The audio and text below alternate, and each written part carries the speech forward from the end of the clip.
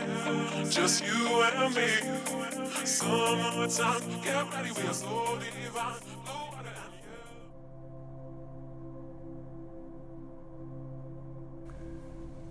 you. Shabbat, April 30th, 2022. A marker. The days before my oldest daughter, Sarah, was due to be born. Strawberry season. Potato planting time.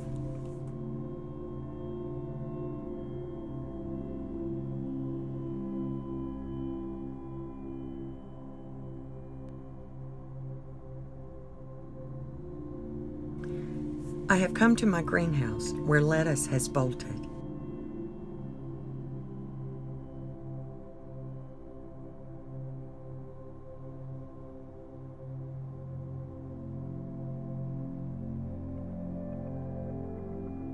And lo, I have spotted a fig, happily growing in the morning sunshine.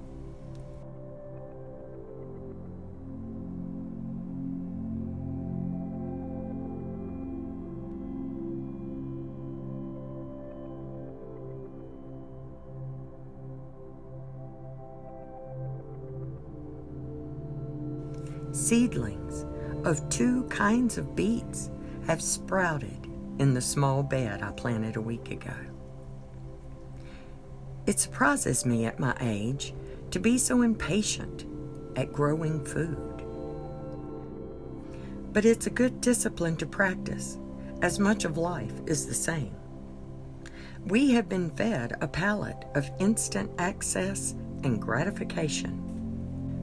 We are learning these days that access is being denied to much that we took for granted just a year or so ago. For me, I have worked daily to make some progress somewhere on some project that requires my focus. Today, I am resting. I am resting from the doing and want to focus on the steps to the goal I have set for myself. To downsize my life back into the tiny and the truck. And I would like to be in Missouri for the fall feast. I will have to make some really difficult choices in the coming days. I've already begun the process of sorting and eliminating unnecessary clothing and household bric-a-brac.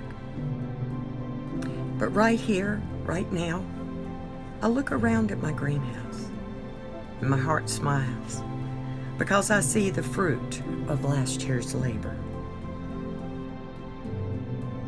I think of Bob in those last days we had together. I would text him, want to meet me in the greenhouse, and I would receive a love to. And we would often greet each other across our respective paths that led to our common space. I can picture his face, the peace and the delight with the space we were building and designing together. Even with my amateur woodworking skills, Bob would be pleased with the progress I've made. And you know what else? I am pleased with the progress. When you are building a home, it takes time. Bob worked feverishly to get our infrastructure in place.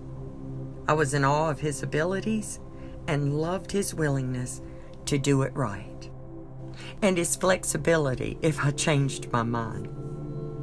I never counted it frivolous to change my mind about a project that had not been started yet. Once the work began, I was settled. And if it wasn't what I hoped, I adjusted my attitude and I went on in gratitude. Now, when it's me, just me, designing and doing, I try to get it right the first time. But I'm not afraid to rip it out and start over and do something entirely different. As the sun rises higher, I shift my usual seat to the place Bob used to sit. It's funny how just moving to another chair in the same room can change your perspective by shifting your focus.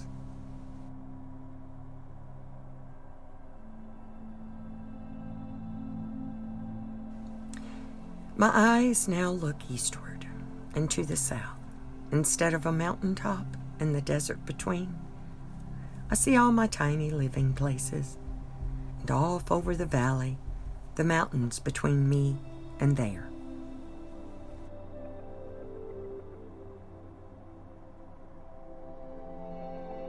The Mississippi. It has been my dividing line for these past 15 years. There is life as I knew it, east of the Mississippi, and there is life now. Every time I've crossed that river, going east or heading west, I knew I may never make it back to the other side. It was always a choice. It was a choice I made. And now, I am here, west of the Mississippi, and I want to return to my homeland.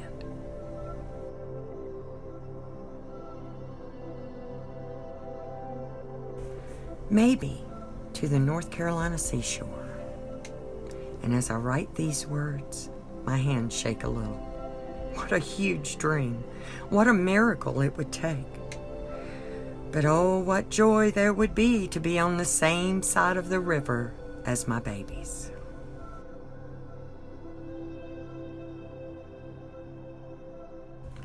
In my recent sorting, I came across a dress I purchased at a thrift store. Or maybe I found it at the transfer station in Kona, Hawaii. You may not have heard of Hawaii, Betty. It was September of 2009 until May of 2011. I attempted to live there. This dress was one of the few things Hawaiian I returned with. I rarely put it on and haven't worn it out in a decade. But I keep it. It fits better than it used to, and it reminds me of a few sweet memories of my time on the Big Island and the friends I made there. Funny, it was my last 3 months in Hawaii when I finally began to build the community I needed. But I chose another stop along the way home, and at least I was on the mainland now. I remember saying when I landed in LAX, "Oh, I'm so grateful. I may not be home, but now I can walk home if I have to." And I meant it. Since then, I have gone back and forth across the great Mississippi numerous times. The only true urgency I feel is when I'm on this side of her.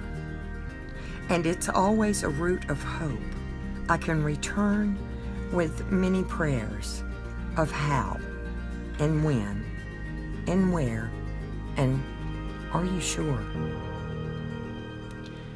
Today, I am sure of this. I am to get ready for what's next and to work each day as if it's my last, because someday it will be.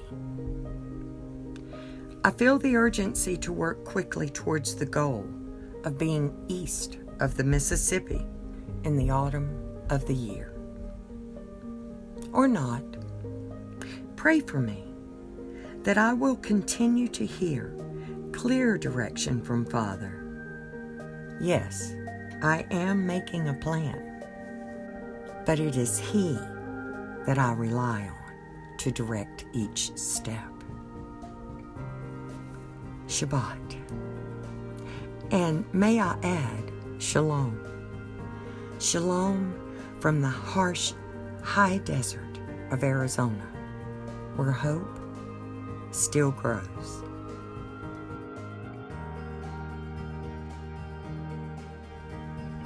Oh, Father Elohim, your goodness and mercy made new every day.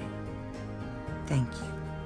Thank you for this gift of rest, mingled with your joy, giving us strength for today, bright hope for tomorrow. You are Yahweh, Yahweh Elohim, Yahweh a.k.a. Amen and amen.